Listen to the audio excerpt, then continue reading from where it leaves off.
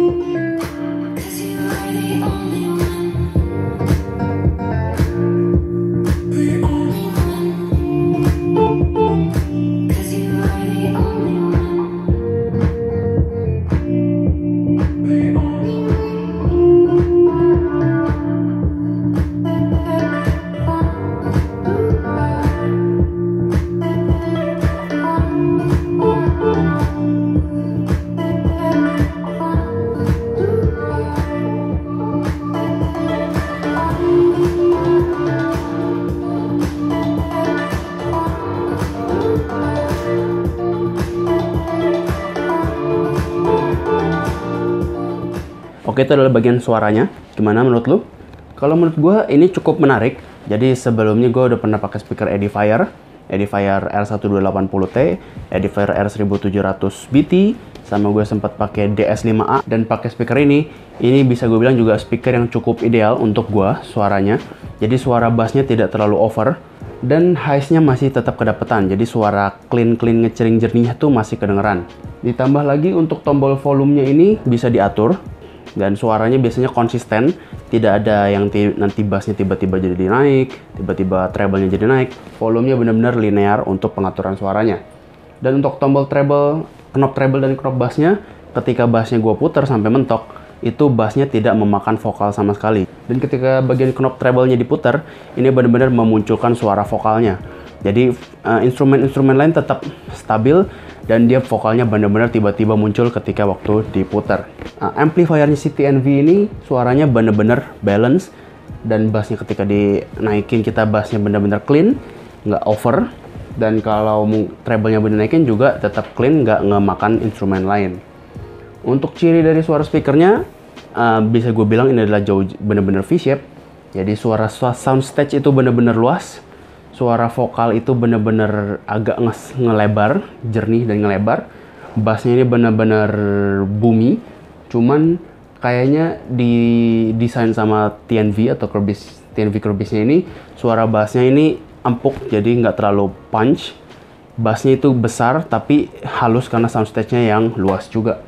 Kalau gue sendiri biasa ngatur knobnya itu volumenya ada di tengah, persis ke arah jam 12. Kalau treble-nya dan bass-nya itu ada di angka sekitar jam 9.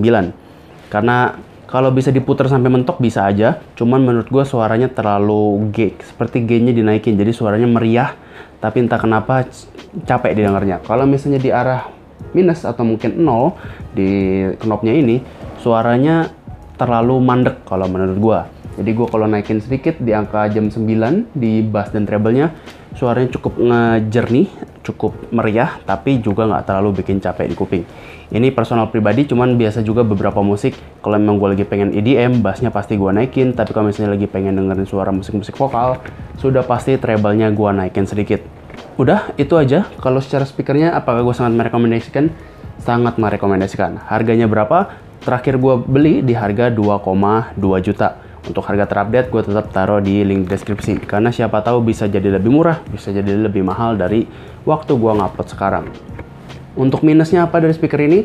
Ada satu, yaitu adalah karena koneksi Bluetooth-nya dia nggak punya remote sama sekali. Jadi waktu lu nyalain speaker ini, benar-benar Bluetooth-nya akan langsung cari sinyal, dan kalau misalnya lu pakai kabel ya dia langsung connect ke kabel.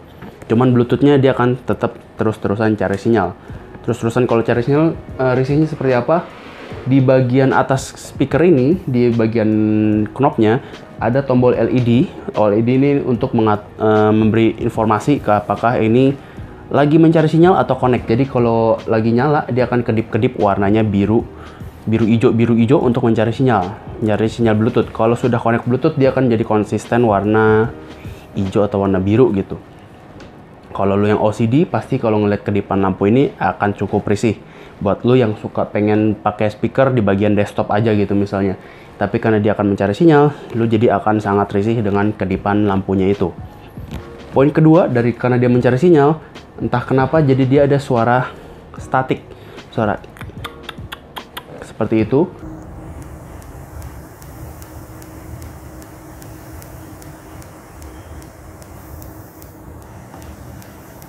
Jadi karena mungkin dia mencari sinyal, ada speakernya mungkin ada distortion atau static yang gue nggak ngerti.